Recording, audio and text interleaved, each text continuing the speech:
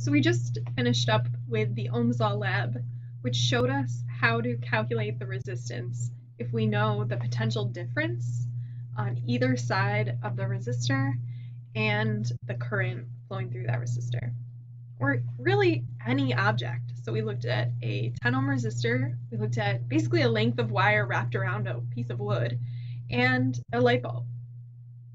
So from that lab, we saw that resistance is a property of a material for ohmic resistors, like our 10 ohm resistor, which had just a linear relationship. Nothing changed about the resistance during the time we collected the data.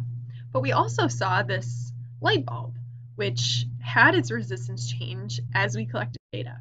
So that really begs the question, how can we change the resistance if we're told it's a property for certain things, but we see that it's changing with the light bulb?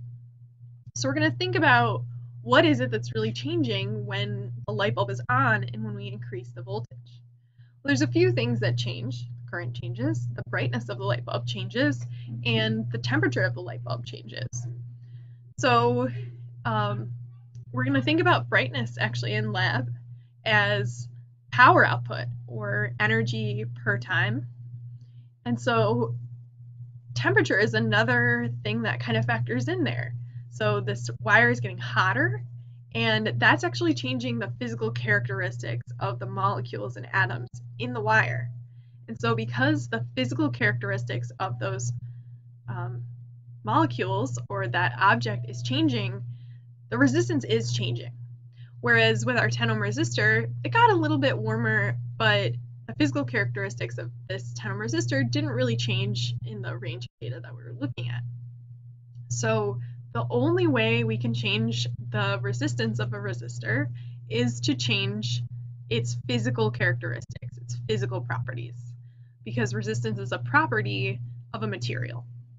So we have to analyze the physical characteristics that we could potentially change to see how we could change, how that might affect the resistance.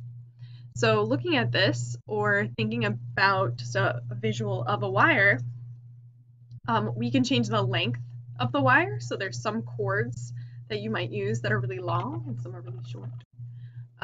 And there's likely a physical reason behind that, or an engineering reason. You want a longer cord.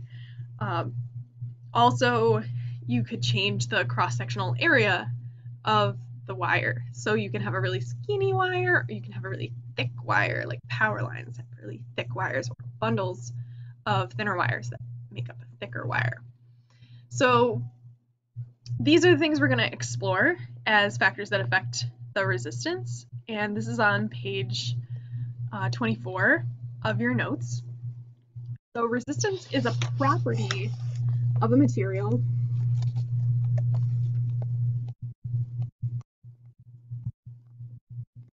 and actually not a material, of an object.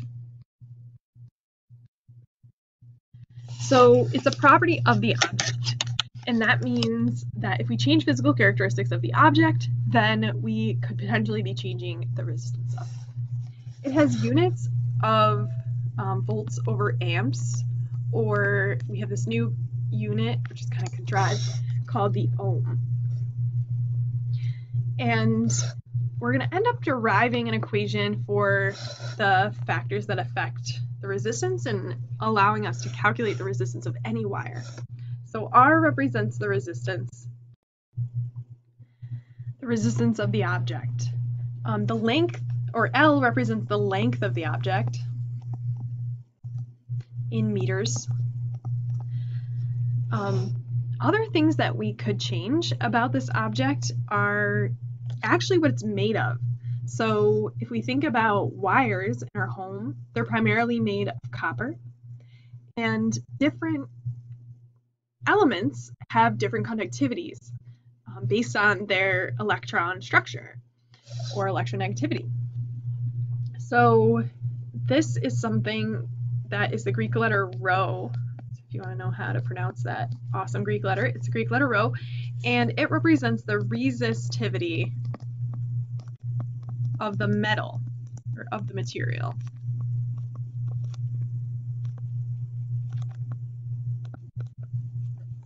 And we can find that on our reference tables.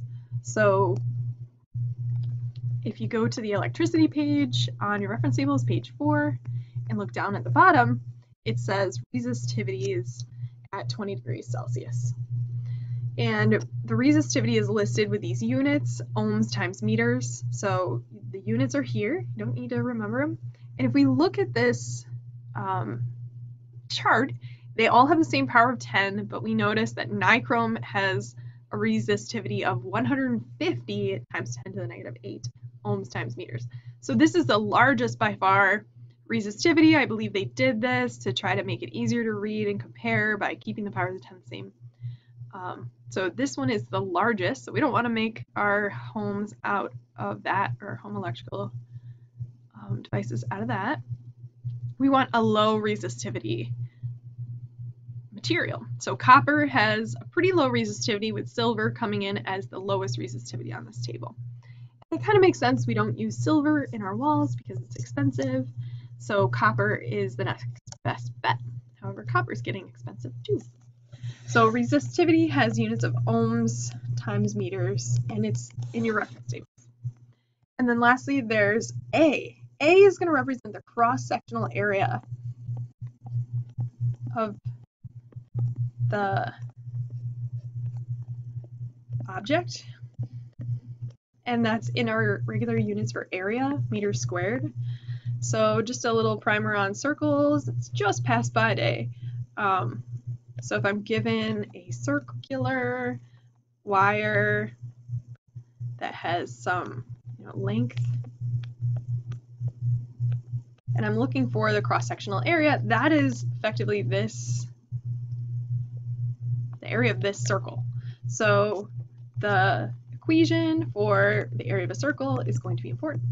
Pi r squared, with the r just being squared.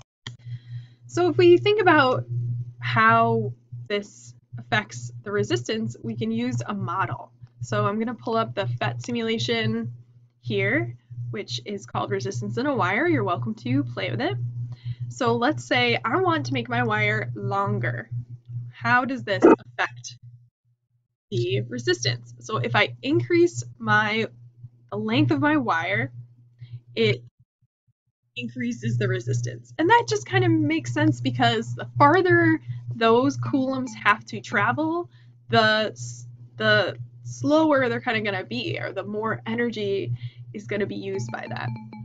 So going back here, the resistance of the wire is directly related to length.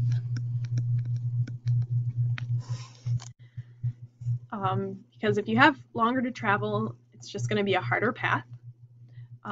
We can also look at the resistivity, other length.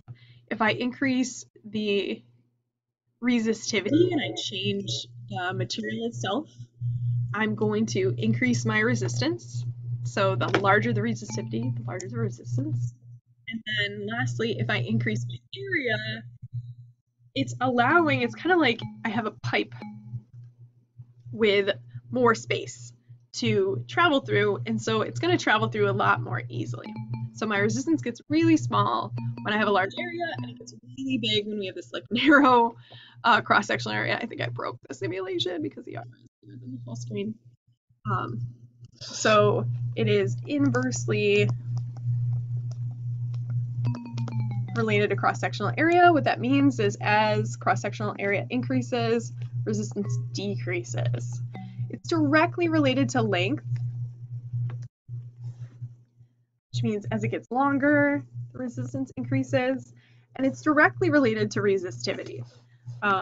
So the higher the resistivity, the higher the resistance, and that's just in the way it's defined. And we'll talk together in class about how it's related to temperature. So from that, we get this equation, which they showed in that simulation. The resistance of any object is equal to the resistivity of the material that object is made of times the length of the object divided by the cross-sectional area of the object. I'm being really vague here because it could be any object, really. It could be Play-Doh, it could be mud or clay, but our reference tables kind of just keep us to those conductive metals. And that equation is right here on the reference tables as well. So we'll take a look at these questions in class, and I hope you're having a great weekend.